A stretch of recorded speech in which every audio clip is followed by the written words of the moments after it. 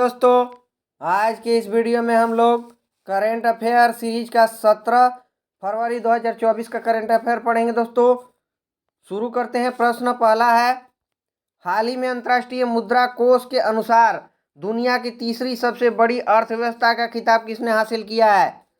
Bharat, Germany, Japan, UK. इस प्रश्न का राइट आंसर है जर्मनी। जर्मनी ने दोस्तों ये हासिल किया है रैंक। आपको याद रखना यहाँ पर दिया है दोस्तों अंतर्राष्ट्रीय मुद्रा कोष। अंतर्राष्ट्रीय मुद्रा कोष इसको आईएमएफ कहते हैं। आईएमएफ इंटरनेशनल मॉनेटरी फंड होता है। इसने रिपोर्ट जारी किया है दोस्तों। रिपोर्ट का नाम है global economic outlook report. Global economic outlook report जारी किया है। ये जीडीपी के मामले से संबंधित है। जीडीपी के मामले में संबंधित है। पहला स्थान किसका है दोस्तों? तो यूएसए 1 नंबर पर है, 2 नंबर पर चाइना है, 3 नंबर पर जर्मनी है, 3 नंबर पर जर्मनी है और 4 नंबर पर जापान जा चुका है। जर्मनी ने जापान को पछाड़कर तीसरा नंबर हासिल किया है दोस्तों। पहले ये जो है स्थान जापान का था, अब जर्मनी आ चुका है। ऐसा क्यों हुआ है? क्योंकि जापान की मुद्रा जो येन है, आपको पता है जापान की मुद्रा येन है, इसमें डिप्रिसिएशन हुआ है। डिप्रिसिएशन हुआ है जापान की मुद्रा येन में, इसलिए जर्मनी तीसरे नंबर पर आ चुका है। याद रखना हमारा प्रश्न इतना ही था। तीसरे नंबर पर कौन आ गया है? तो जर्मनी आ गया है। जर्मनी की कुछ बात कर लेंगे। यहाँ की राजधानी दोस्तों बर्लिन होती है। बर्लिन यहाँ की राजधानी जर्मनी के है। और हिटलर जो है यहीं के तानाशाह थे। हिटलर जो है यहीं के थे हिटलर। और मैन कैंप इनकी प्रसिद्ध पुस्तक है, इनकी ऑटोबायोग्राफी है जो जेल में इन्होंने लिखा था दोस्तों। ये भी ध्यान रखना है, वाइमर संविधान यहाँ से चलता है। वाइमर संविधान यहाँ पर जर्मनी में वाइमर संविधान चलता है। और इसी वाइमर संविधान से आपातकाल में फंडामेंटल राइट पर प्रभाव ये हमने वाइमर संविधान से लिया है। आपातकाल में फंडामेंटल राइट्स का जो है प्रभाव पड़ता है, इस पर प्रभाव पड़ता है, ये हमने लिया है। आप देखते हैं कि आर्टिकल 20 और 21 ये आपातकाल के दौरान भी खत्म नहीं होते हैं। याद रखना है, कभी निलंबित नहीं होते हैं। आईएमएफ की बात करेंगे दोस्तों। यहाँ पर इसकी स्थापना 1944 में हुए हैं। ब्रेटन वुड सम्मेलन के तहत हुआ था, यूएसए में हुआ था। याद रखना है, इसका हेडक्वार्टर भी वाशिंगटन डीसी यूएसए में ही है। आईएमएफ और वर्ल्ड बैंक दोनों जुड़वा बहनें कही जाती है। और इसकी करेंसी क्या है आईएमएफ की दोस्तों? ये है एसडीआर आईएमएफ की करेंसी है। ये भी आपको ध्यान रखना है। और नवीनतम मुद्रा जो एसडीआर की है ये कौन सी बन गई है? 5वीं रेमेनबी जो चाइना की मुद्रा है। लिख लीजिए दोस्तों, सब मुद्रा लिख लीजिए। आईएमएफ एसडीआर की जो मुद्रा है, फर्स्ट डॉलर है एसडीआर की मुद्रा, दूसरी जो है ये यूरो है, तीसरी येन है, चौथी जो है पाउंड है, अब 5वीं अंतिम रेमेनबी बन चुकी है। बहुत ज़्यादा इम्पोर्टेंट प्रश्न है ये। और यहाँ से क्वेश्चन जो यूपीएससी में भी आया हुआ है, बहुत ज़्यादा इम्पोर्टेंट बनेगा। चलते हैं प्रश्न दूसरे की ओर। प्रश्न दूसरा है, हाल ही में संयुक्त राष्ट्र सामाजिक विकास आयोग के 62वें सत्र की अध्यक्षता किसने की है? Qatar, Poland, Bharat, Britain. ये भारत ने की है दोस्तों। ये 2024 में ये जो है ये भारत ने की है। भारत संयुक्त राष्ट्र सामाजिक विकास आयोग की अध्यक्षता। और भारत के तरफ से रुचिरा कंबोज ने किया है। रुचिरा कंबोज इन्होंने अध्यक्षता भारत की ओर से किया है। ये क्या है दोस्तों? यह इकोजोम के अंदर आता है। ये जो संयुक्त राष्ट्र सामाजिक विकास परिषद जो है, संयुक्त राष्ट्र सामाजिक विकास परिषद, ये इकोजोम के अंदर आता है। इकोजोम क्या है दोस्तों? ये सामाजिक आर्थिक परिषद है। इको से इकोनॉमिक, ए से सोशल और यहाँ पर जो है परिषद है सोशलिज्म के लिए, ठीक है। तो ये सामाजिक आर्थिक परिषद है, सामाजिक आर्थिक परिषद है ये भी ध्यान रखना है।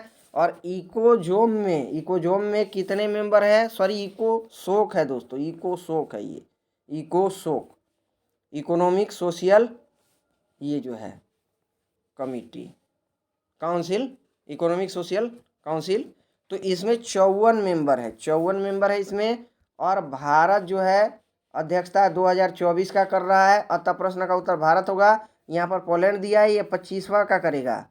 संयुक्त राष्ट्र सामाजिक विकास आयोग 63वां का अध्यक्षता कौन करेगा, ये पोलैंड करेगा। प्रश्न 3 है, इंडोनेशिया के नए राष्ट्रपति चुनाव में सर्वाधिक मत किसने प्राप्त किया है, नायब बुकेले, अलेक्जेंडर स्टब। ये तो दोस्तों अलेक्जेंडर स्टब अभी मैंने आप लोगों को पढ़ाया था दोस्तों, अलेक्जेंडर स्टब के बारे में आपको पता होना चाहिए। ये फिनलैंड के राष्ट्रपति नियुक्त हुए हैं। ये जिब्रान राका बुमिंग है, सॉरी ये भी नहीं है, ये प्रबोवो सुबियांतो है, प्रबोवो सुबियांतो नियुक्त हुए हैं। इनको सर्वाधिक मत मिला है दोस्तों, 60% मत मिला है टोटल मत का। प्रबोवो सुबियांतो ये जो है वर्तमान जो राष्ट्रपति वहाँ के कौन है आपको पता होना चाहिए। वर्तमान राष्ट्रपति जोको विडोडो, जोको विडोडो के ये करीबी हैं, जोको विडोडो के ये करीबी हैं प्रबोवो सुबियांतो। इनको 60% मत मिला है। अगले राष्ट्रपति ये इंडोनेशिया के बनेंगे दोस्तों। यहाँ पर ध्यान रखना है कि इंडोनेशिया की राजधानी जकार्ता है, इंडोनेशिया की राजधानी क्या है, जकार्ता है। और नूसंतारा बनने वाली है, नूसंतारा बनने वाली है, याद रखना है ये भी आपको। सुकर्णो यहाँ के प्रथम राष्ट्रपति थे, इंडोनेशिया के प्रथम राष्ट्रपति सुकर्णो थे, ये भी ध्यान रखना है। और ये वही सुकर्णो है जो भारत के प्रथम जो है 26 जनवरी 1950 प्रथम गणतंत्र दिवस पर ये भारत के परेड में आए थे और मुख्य अतिथि थे सुकर्णो बहुत ज़्यादा इम्पोर्टेंट है। प्रश्न 4 है, हाल ही में सतह से समुद्र तक मार करने वाली नई मिसाइल पदासूरी 6 का परीक्षण किसने किया है, उत्तर कोरिया, चीन, रूस, इजराइल। ये उत्तर कोरिया ने किया है। ये पदासूरी 6 मिसाइल है, पदासूरी 6 मिसाइल है दोस्तों, और इसका परीक्षण उत्तर कोरिया ने किया है। याद रखना है ये सतह से समुद्र में मार करने वाली मिसाइल है, सतह से समुद्र में मिसाइल ये मार करने वाली मिसाइल है। याद रखना है आपको, ऐसा क्यों किया गया है, समुद्री सुरक्षा हेतु, अपनी समुद्री सुरक्षा हेतु उत्तर कोरिया ने किया है, ये उत्तर कोरिया ने किया है, उत्तर कोरिया ने अपनी समुद्र की सुरक्षा हेतु किया है। यहाँ के राष्ट्रपति कौन है दोस्तों, आपको पता होना चाहिए, किम जोंग उन यहाँ का राष्ट्रपति। ऐसा कहा जाता है कि ये तानाशाह हैं, किम जोंग उन राष्ट्रपति हैं। हम चीन की बात करेंगे तो चीन की राजधानी बीजिंग है, बीजिंग यहाँ की राजधानी है। और रेमेनबी मुद्रा है, रेमेनबी यहाँ की मुद्रा है, याद रखना है आपको। उत्तर कोरिया की राजधानी आपको पता होना चाहिए दोस्तों, उत्तर कोरिया की राजधानी आपको पता होना चाहिए। उत्तर कोरिया की राजधानी क्या है, तो ये प्योंगयांग है, प्योंगयांग उत्तर कोरिया की राजधानी प्योंगयांग है। और वान जो मुद्रा है, वान मुद्रा है, उत्तर कोरिया और दक्षिण कोरिया दोनों की मुद्रा वान है, दोनों की मुद्रा वान ही है, ये भी आपको ध्यान रखना है। बहुत ज़्यादा इम्पोर्टेंट प्रश्न होने वाला है। यहाँ पर इजराइल दिया है, इसकी राजधानी जेरूसलेम है दोस्तों, जेरूसलेम इसकी राजधानी है। और न्यू शेकल मुद्रा है। चलते हैं प्रश्न 5 की ओर। प्रश्न 5 है, हाल ही में एलिट 500 टेस्ट विकेट क्लब में शामिल होने वाले दूसरे भारतीय गेंदबाज कौन बन गए हैं। ऑप्शन में है रविंद्र जडेजा, रविचंद्रन अश्विन, मोहम्मद शमी। 3 ही ऑप्शन लीजिए दोस्तों। इस प्रश्न का राइट आंसर रविचंद्रन अश्विन है। ये रविचंद्रन अश्विन बन चुके हैं। रविचंद्रन अश्विन भारत में सबसे तेज 500 विकेट लेने वाले ये बने हैं, सबसे तेज, भारत में सबसे तेज कहेगा 500 टेस्ट में दोस्तों, टेस्ट मैच में, ये टेस्ट मैच में सबसे तेज बनाए हैं रविचंद्रन अश्विन। इससे पहले प्रथम नंबर पर जो है ये दूसरे नंबर पर आए हैं। प्रथम नंबर पर इस श्रेणी में कौन है, तो अनिल कुंबले हैं भारत में। अनिल कुंबले हैं भारत में, ये प्रथम नंबर पर 500 से अधिक विकेट टेस्ट में लिए हैं। दूसरे नंबर पर ये रविचंद्रन अश्विन बन चुके हैं। इस श्रेणी की अगर हम बात करेंगे, अगर विश्व की बात करेंगे, तो विश्व में सबसे अधिक टेस्ट मैच में 500 विकेट लेने वाले कौन है, तो ये मुथैया मुरलीधरन है। मुथैया मुरलीधरन है, पूरे विश्व में है ये दोस्तों। इन्होंने 800 विकेट लिया है, 800 विकेट लिया है। और इसी 800 विकेट लेने पर की खुशी में इनकी ऑटोबायोग्राफी का नाम भी 800 ऑटोबायोग्राफी है। 800 ऑटोबायोग्राफी किसके जीवनी पर है, तो ये भी मुथैया मुरलीधरन श्रीलंका के खिलाड़ी हैं। याद रखना इस बात को, बहुत ज़्यादा इम्पोर्टेंट प्रश्न होने वाला है, याद रखना है। चलते हैं, इस प्रश्न का राइट आंसर दूसरे नंबर पर कौन है, भारतीय पूछा था, तो ये रविचंद्रन अश्विन है। प्रश्न है दोस्तों, हाल ही में भारतीय रिजर्व बैंक ने किस पड़ोसी देश के साथ यूपीआई को जोड़ने के लिए समझौता किया है। यूपीआई को जोड़ने के लिए समझौता किया है किसके साथ, नेपाल, म्यांमार, मालदीव, बांग्लादेश। ये नेपाल के साथ समझौता किया है दोस्तों, नेपाल के साथ समझौता किया है। आपको ध्यान रखना है कि भारत की सर्वोच्च बैंक जो है आरबीआई है, और नेपाल की जो सर्वोच्च बैंक है ये दोस्तों, नेपाल की सर्वोच्च बैंक जो है ये नेपाल राष्ट्रीय बैंक है दोस्तों। भारत की आरबीआई है और नेपाल की नेपाल राष्ट्रीय बैंक है, नेपाल राष्ट्रीय बैंक है। इन दोनों बैंकों के बीच में समझौता हुआ है। इसके अनुसार जो है भारत की यूपीआई और जो है नेपाल की एनपीआई ये क्या करेंगे, एक दूसरे में जो है इंस्टेंट ट्रांजैक्शंस करेंगे। इंस्टेंट ट्रांजैक्शन सेवा शुरू होगी। एनपीआई वैलिड हो जाएगा इंडिया में, नेशनल पेमेंट इंटरफेस इसका फुल फॉर्म होता है। ये नेपाल का है और भारत का यूपीआई है। यूपीआई भारत का है, यूनिफाइड पेमेंट इंटरफेस भारत का है। दोनों आपस में मतलब कि एक दूसरे के देश में ट्रांजैक्शंस कर सकते हैं, ये सेवा प्रदान कर सकते हैं। याद रखना है, इंस्टेंट पेमेंट ये ट्रांजैक्शन से है, ये सीमा ट्रांजैक्शन को बढ़ाने के लिए ऐसा किया गया है। सीमा ट्रांजैक्शंस को बढ़ाने के लिए ऐसा किया गया, सीमा ट्रांजैक्शन को बढ़ाने के लिए किया गया है ये ऐसा, ये बात भी आपको ध्यान रखना है। तो प्रश्न का राइट उत्तर हो जाएगा Nepal. Nepal is the right answer of this question. यहाँ पर दोस्तों भारत की आरबीआई से संबंधित बराबर क्वेश्चन आते हैं, और आपको ध्यान रखना इस बात का कि आरबीआई का गठन यंग हिल्टन आयोग के सिफारिश पर हुआ था। यंग हिल्टन आयोग के सिफारिश पर आरबीआई का गठन हुआ था 1934 के एक्ट के अनुसार। याद रखना, इसका हेडक्वार्टर मुंबई में है, मुंबई में इसका हेडक्वार्टर है दोस्तों। मैं जब पढ़ाता हूँ तब आप लोग को बताता हूँ। और ताड़ का वृक्ष और जो है रॉयल बंगाल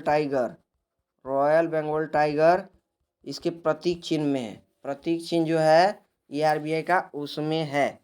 पहले इसके अध्यक्ष कौन बने थे आरबीआई के, गवर्नर, तो ये ऑसबॉर्न स्मिथ बने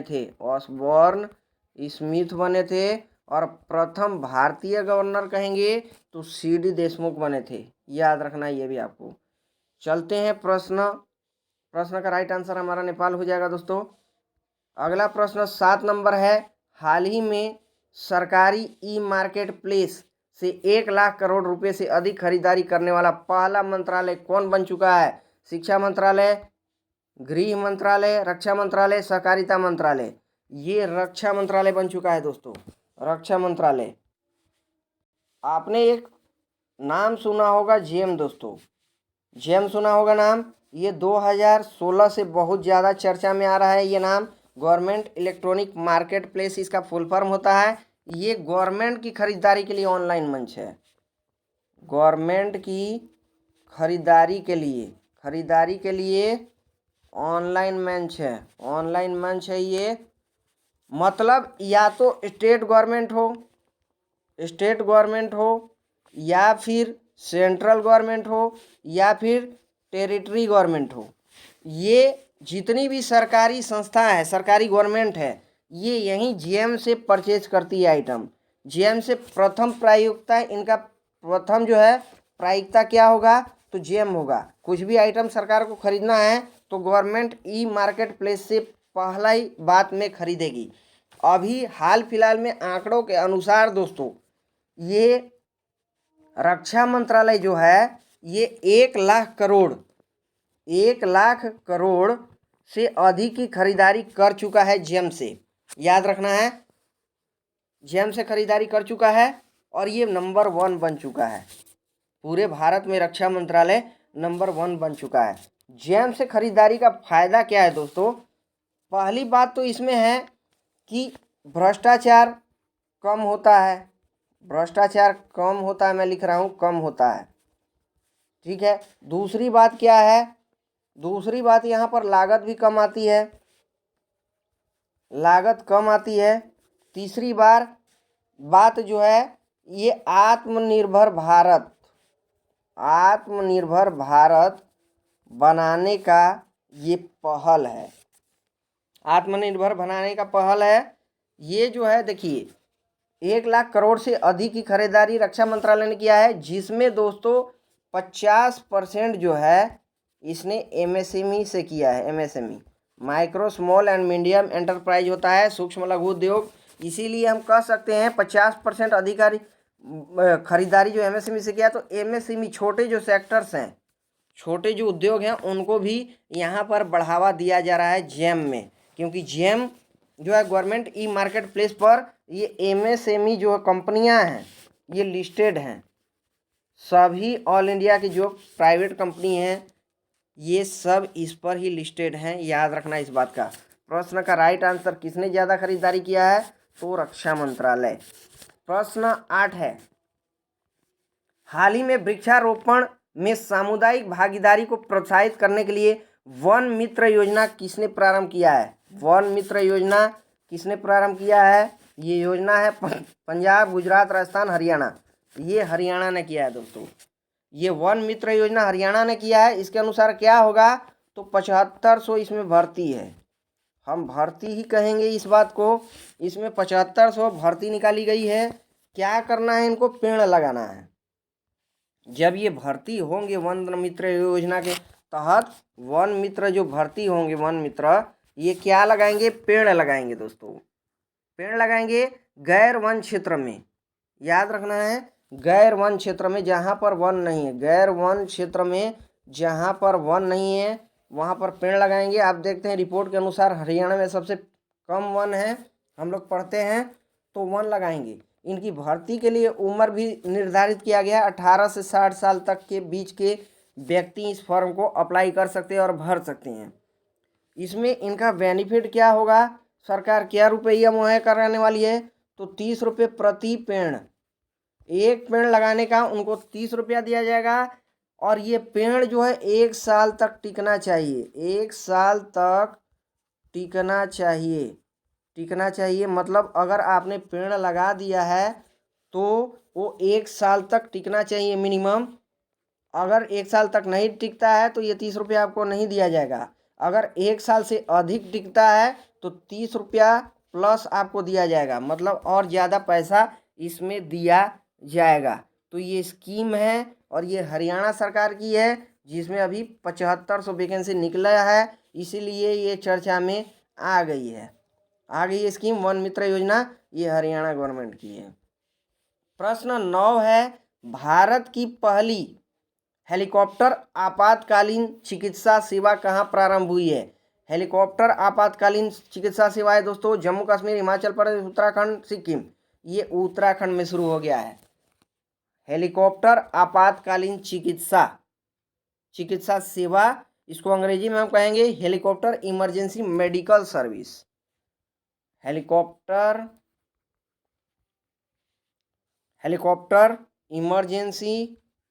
इमरजेंसी मेडिकल सर्विस, ये उत्तराखंड में ये सेवा शुरू हुआ है। स्टार्ट किसने किया है? ज्योतिराव सिंधिया, ज्योतिरादित्य सिंधिया ने इसको शुरू किया है, ये सेवा को दोस्तों। ज्योतिराव सिंधिया ने ये सेवा कहाँ से शुरू किया है दोस्तों?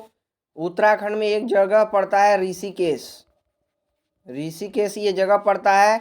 यहाँ पर एम्स है, all India institute of medical science है, और यहीं से इन्होंने ये सेवा शुरू किया है। ये क्या करेगी? ये हेलीकॉप्टर का काम क्या है? तो 150 किलोमीटर के दायरे में, 150 किलोमीटर के दायरे में अगर कोई एक्सीडेंट होता है तो उसको जो है सेवा मुहैया कराएगी, तुरंत राहत देगी, हॉस्पिटल में ले जाएगी, या इसको चिकित्सा मुहैया कराएगी दोस्तों, चिकित्सा मुहैया कराएगी। याद रखना है कि एक्सीडेंट का जो 1 घंटा होता है, किसी भी व्यक्ति का अगर एक्सीडेंट होता है तो एक्सीडेंट का 1 घंटा वाला जो पीरियड होता है, जो समय होता है, इसको दोस्तों गोल्डन आवर कहते हैं। गोल्डन आवर क्यों कहते हैं? क्योंकि इसमें जो मरीज होते हैं या जो घायल होते हैं, जो पीड़ित होते हैं, जो घायल होते हैं, उनके बचने के चांस ज़्यादा होते हैं, बचने के चांस ज़्यादा होते हैं। अगर जो है उनको तुरंत मेडिकल प्रोवाइड करवाया जाए तो बच भी सकते हैं। आपको पता है ये उत्तराखंड ज़्यादा से ज़्यादा पहाड़ी एरिया है, और वहाँ पर जो है बस सेवा या एम्बुलेंस सेवा सही प्रकार से काम नहीं कर पाएगा। कहीं ना कहीं इसको सोचते हुए ही ये हेलीकॉप्टर सेवा शुरू किया गया है दोस्तों। पहाड़ी इलाका होने के कारण, पहाड़ी इलाका होने के कारण ही ये हेलीकॉप्टर सेवा शुरू किया गया, इस बात को ध्यान रखना है। प्रश्न हमारा इतना था कि भारत की पहली हेलीकॉप्टर आपातकालीन चिकित्सा सेवा कहाँ प्रारंभ हुई है? तो ये उत्तराखंड में किया है, उत्तराखंड में हुआ है। चलते हैं प्रश्न 10वें की ओर, और हमारे क्लास का, आज के क्लास का ये अंतिम प्रश्न होगा दोस्तों। उससे पहले हम कुछ प्रश्न उत्तराखंड के देख लेते हैं। मैंने आपको पढ़ाया था दोस्तों, देश का पहला कार्टोग्राफी संग्रहालय, कार्टोग्राफी संग्रहालय ये भी कहाँ बना है? तो ये उत्तराखंड में बना है। कार्टोग्राफी संग्रहालय क्या होता है? तो ये मैपिंग करने से संबंधित है, मैपिंग से संबंधित है, मैपिंग, कार्टोग्राफी संग्रहालय, और ये भी उत्तराखंड में ही बना है। याद रखना है 4 metre liquid mirror telescope, 4 metre liquid mirror telescope जो ये एशिया का नंबर 1 है, एशिया का नंबर 1 मिरर टेलीस्कोप 4 मीटर कहाँ पर स्थापित किया गया? उत्तराखंड में ही किया गया है। और देहरादून, याद रखना है देहरादून जो है दोस्तों, ये भारतीय वन सर्वेक्षण विभाग का मुख्यालय है, और ये देहरादून उत्तराखंड की राजधानी भी है। देहरादून उत्तराखंड की राजधानी है, और भारतीय वन सर्वेक्षण विभाग का ये मुख्यालय भी है। देहरादून बहुत ज़्यादा इम्पोर्टेंट है। जो वन से संबंधित रिपोर्ट देती है ना 2 साल पर वन से संबंधित रिपोर्ट देती है, वही ये संस्था है। तो प्रश्न का उत्तर तो हमारा उत्तराखंड ही होगा। प्रश्न अंतिम है दोस्तों, और 10वें नंबर का प्रश्न ये, हाल ही में रेलवे खानपान और पर्यटन निगम लिमिटेड के चेयरमैन और एमडी पद पर किसे नियुक्त किया गया है? निखिल जोशी, संजय कुमार जैन, रणजीत कुमार अग्रवाल, चरणजोत सिंह नंदा। सीधा सीधा क्वेश्चन यही पूछा है यहाँ पर। IRCTC, आप रेलवे स्टेशन पर जाते हैं तो रेलवे स्टेशन के किसी भी दुकान पर आप जो है स्टॉल लगे होते हैं दोस्तों, स्टॉल लगे होते हैं, उस पर सबसे ऊपर आप देखिएगा तो यही वर्ड आपको मिलेगा, IRCTC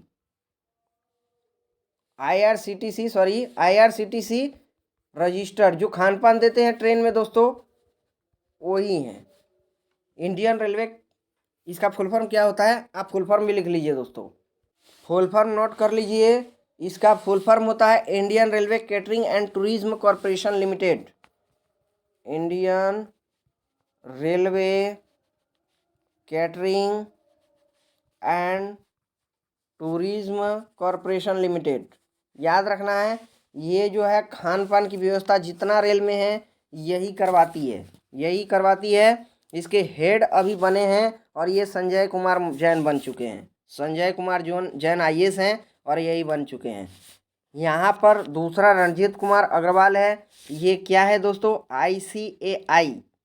ICAI के ये हेड है। ICAI के हेड हैं। ICAI क्या होता है, ये आपके मन में प्रश्न आएगा। तो ये इंस्टीट्यूट ऑफ चार्टर्ड अकाउंटेंट होता है। इंस्टीट्यूट ऑफ चार्टर्ड अकाउंटेंट होता है। ये ICAI के चेयरमैन ये रणजीत कुमार अग्रवाल बने हैं, इस बात का ध्यान रखना है। और जो है MD यहाँ पर देखिए दोस्तों, MD होता है किसी भी कंपनी में भी आप देखिएगा MD क्या होता है? मैनेजिंग डायरेक्टर होता है। MD मैनेजिंग डायरेक्टर होता है। MD मैनेजिंग डायरेक्टर होता है। तो ये जो हैं चेयरमैन कम MD बने हैं, chairman cum MD Sanjay Kumar Jain बने हैं, याद रखना है। एक प्रश्न और आपको ध्यान रखना है दोस्तों, भारतीय फुटबॉल राष्ट्रीय टीम फीफा जो है रैंकिंग में 117 स्थान पर आ चुका है। भारतीय टीम 117 स्थान पर फीफा रैंकिंग में भारतीय टीम आ चुकी है। तो दोस्तों आपको वीडियो कैसा लगता है करंट अफेयर का, आप ज़रूर कमेंट करके मुझे बताइए। लाइक कीजिए वीडियो को। चैनल अगर सब्सक्राइब नहीं किए हैं तो चैनल को सब्सक्राइब कीजिए और ज़्यादा से ज़्यादा शेयर कीजिए ताकि सभी का फ़ायदा हो। कमेंट सेक्शन ऑन है, आपको कमेंट करके बताना है वीडियो के बारे में। ओके, थैंक यू दोस्तों।